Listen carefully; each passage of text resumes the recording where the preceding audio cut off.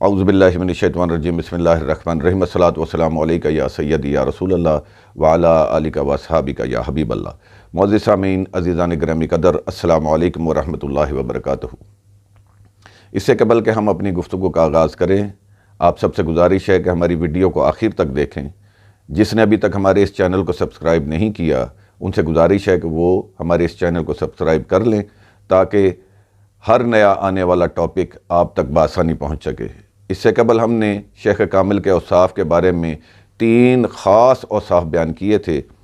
बाकी 2 औसाफ रह गए थे जो आपके पेश खिदमत कर रहे हैं। हम चंद लम्हे सिर्फ़ आपकी तवज्जो के तलबगार हैं। हाज़रीन मोहतरम, मुर्शद कामिल को किसी वली कामिल से ज़ाहिरी तौर पर खिलाफत मिली हुई होनी चाहिए। ये चौथा औसाफ बयान किया था। आला हज़रत ने फरमाते हैं कि मुर्शद कामिल सबसे पहले किसी कामिल हस्ती से ज़ाहिरी ज़िंदगी में बैत करे, फिर कामिल हस्ती के फरमान पर अमल करके मुजाहिदात की भट्टी में पक कर कुंदन बने।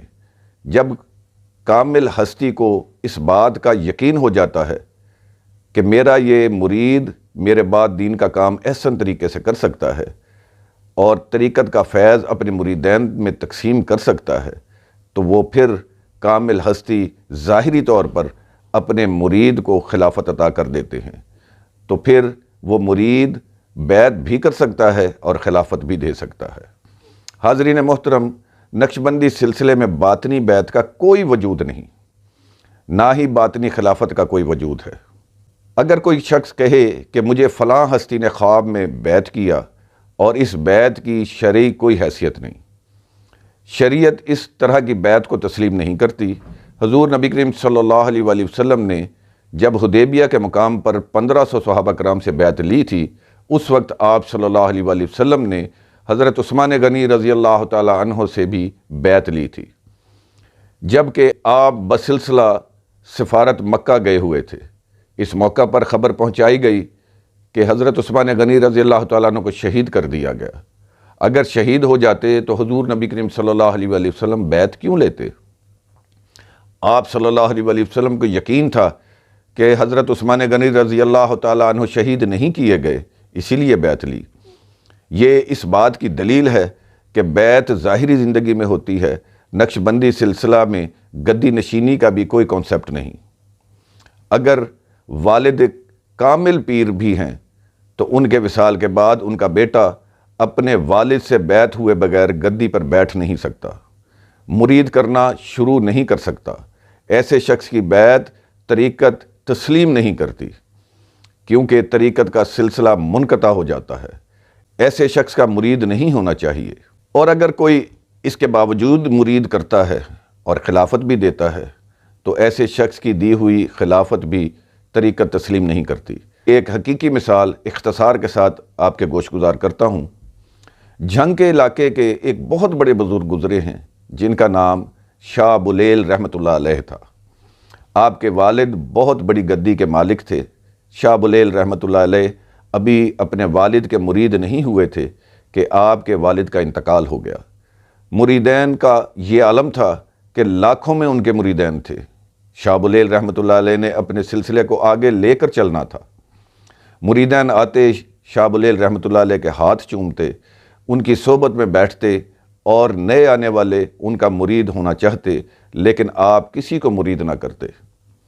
शाह बुलेल रहमतुल्लाह अलैह परेशान रहते, क्या करूं, तरीक़त को कैसे आगे लेकर चलूं, मैं किसी की किस तरह इस्लाह कर सकता हूं, तरीक़त का मुझे भी फैज़ हासिल नहीं तो मैं मुरीदैन को किस तरह तरीक़त का फैज़ तकसीम करूं। अपने वालिद के मज़ार पर तन्हाई में रोते और अल्लाह से दुआ करते, या अल्लाह मेरे लिए भी तरीक़त का दरवाज़ा खोल दे। एक रात आपने ख्वाब में अपने वालिद की ज़ियारत की और अपना मसला बयान किया। आपके वालिद ने आपकी रहनुमाई फरमाते हुए कहा कि आप अपने साथ वाले गांव में जाएं, वहां पर हज़रत हस्सू रहमतुल्लाह अलैह नाम के वली कामिल मौजूद हैं, उनसे बैत हो जाएं। वो आपको लाख इनकार करें, आपने उनका बैत लाजमी होना है। शाह बुलेल रहमतुल्लाह अलैह की आँख खुल गई। सुबह होते ही आपने उस गांव में जाने का इरादा किया और उस गांव में पहुंच गए। कुदरत का करना کہ پورا گاؤں شاہ بلیل رحمۃ اللہ علیہ کے والد کا مرید تھا۔ شاہ بلیل رحمۃ اللہ علیہ بڑے ہی امیر کبیر شخصیت کے مالک تھے۔ پورا گاؤں جمع ہو گیا، ہر کسی کی خواہش تھی کہ شاہ بلیل رحمۃ اللہ علیہ ہمارے گھر تشریف لے چلیں۔ سب اصرار کر رہے تھے۔ آپ نے ان سے پوچھا کہ اس گاؤں میں کوئی حضرت حسو رحمۃ اللہ علیہ بھی رہتے ہیں؟ لوگ بڑے حیران ہوئے، پیر صاحب ایک ایسے شخص کا پوچھ رہے ہیں جو گاؤں میں مزدوری کرتا ہے اور 2 وقت کی روٹی کھاتا ہے۔ لوگوں نے پیر صاحب کے پوچھنے پر بتایا، جی حضور حسو بابا رہتے ہیں۔ آپ نے فرمایا مجھے ان کے پاس لے چلو۔ سارا گاؤں شاہ بلیل رحمۃ اللہ علیہ کے ساتھ چودھری کے ڈیرے پر پہنچا تو کیا دیکھتے ہیں کہ حضرت حسو رحمۃ اللہ علیہ جانوروں کے لیے چارہ کاٹ رہے ہیں، اور شاہ بلیل رحمۃ اللہ علیہ فوراً اپنے جاہ و منصب کو بھول کر ان کے قدموں میں گر گئے اور روتے ہوئے عرض کرنے لگے، حضور ناچیز کو بیعت کر لیں۔ حضرت حسو نے ان کو کہا کہ میں ایک مزدور آدمی ہوں، میرے پاس کچھ بھی نہیں ہے، آپ اتنی بڑی گدی کے مالک ہیں، میں آپ کو کچھ بھی نہیں دے سکتا۔ لیکن آپ نے ان کے قدموں کو نہیں چھوڑا اور اصرار کرتے رہے کہ میں آپ کا بیعت ہو کر ہی جاؤں گا۔ پورا گاؤں تماشا دیکھتا رہا۔ جب کافی دیر گزر گئی تو شاہ بلیل رحمۃ اللہ علیہ نہیں مانے تو حضرت حسو نے کہا کہ میرے ساتھ آئیں۔ چارے کی گٹھڑی اپنے سر پر اٹھائی اور چل دیے۔ پورا گاؤں ساتھ ساتھ چلتا رہا۔ حضرت حسو اپنے گھر پہنچے اور ایک کشکول اٹھا کر فرمانے لگے، یہ لے لیں اور 6 ماہ تک اسی گاؤں میں اللہ کے نام پر روٹی مانگ کر کھائیں۔ شاہ بلیل رحمۃ اللہ علیہ نے وہ کشکول لے لیا اور اللہ کے نام پر روٹی مانگنی شروع کر دی۔ لوگ جب شاہ بلیل رحمۃ اللہ علیہ کو اپنے گھر اللہ کے نام پر روٹی مانگتے ہوئے دیکھتے تو آپ کے قدموں میں گر جاتے، حضور ہم تو آپ کے گھر کے گداگر ہیں، آپ کیوں اس طرح کر رہے ہیں؟ ہمارا سب کچھ آپ کا ہے، لیکن آپ فرماتے کہ روٹی دینی ہے تو دے دو ورنہ کسی اور گھر جاتا ہوں۔ اس طرح آپ نے پورے 6 ماہ روٹی مانگ کر کھائی۔ جب 6 ماہ گزر گئے اور اندر کی میں مر گئی، تزکیہ نفس ہو گیا، تکبر ختم ہو گیا، جاہ و منصب بھول گئے، تو حضرت حسو نے کشکول توڑ دیا اور بیعت کیا اور سینے سے لگا کر طریقت کا فیض بھی عطا کر دیا۔ نہ صرف فیض عطا کیا بلکہ ظاہری طور پر خلافت بھی عطا کر دی۔ شاہ بلیل رحمۃ اللہ علیہ نے جب طریقت کا فیض حاصل کر لیا تو ضلع جھنگ میں ایک نیا گاؤں آباد کیا اور اس گاؤں کا نام رکھا حسو بلیل۔ آج بھی وہ گاؤں آباد ہے اور شاہ بلیل رحمۃ اللہ علیہ کے لاکھوں مریدین ضلع جھنگ میں موجود ہیں۔ حاضرین محترم، حضرت امام احمد رضا خان بریلوی رحمۃ اللہ علیہ نے 5واں وصف جو شیخ کامل کا بیان کیا، فرماتے ہیں کہ مرشد کامل کا سلسلہ طریقت یعنی شجرہ نبی کریم صلی اللہ علیہ وآلہ وسلم تک پہنچنا چاہیے، یعنی سلسلہ طریقت درمیان میں منقطع نہ ہو۔ نقشبندی سلسلہ میں سلسلہ طریقت چلتا ہے جو کہ زنجیر کی طرح آپس میں جڑا ہوا ہوتا ہے، اور یہ زنجیر تمام صوفیاء سے ہوتے ہوئے حضور نبی کریم صلی اللہ علیہ وآلہ وسلم تک پہنچتی ہے۔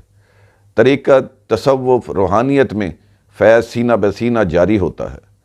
نسبت اگر کبھی ہو اور سلسلہ درمیان میں منقطع نہ ہو تو فیض حضور نبی کریم صلی اللہ علیہ وآلہ وسلم سے سینہ بہ سینہ مریدوں تک پہنچتا ہے۔ مریدین کو فیض اپنے مرید سے جو حاصل ہوتا ہے وہ فیض حضور نبی کریم صلی اللہ علیہ وآلہ وسلم سے ہوتا ہوا مرید تک پہنچتا ہے۔ اس لیے سلسلہ طریقت درمیان میں منقطع نہیں ہونا چاہیے۔ حاضرین محترم، میں نے بڑے اختصار کے ساتھ مرشد کامل کے اوصاف بیان کیے ہیں۔ اللہ تعالیٰ سے دعا کرتا ہوں اللہ تعالیٰ ہمیں عمل کی توفیق دے۔ اجازت دیجیے اپنے میزبان سید ہارون شاہ ہاشمی کو۔ السلام علیکم ورحمۃ اللہ وبرکاتہ۔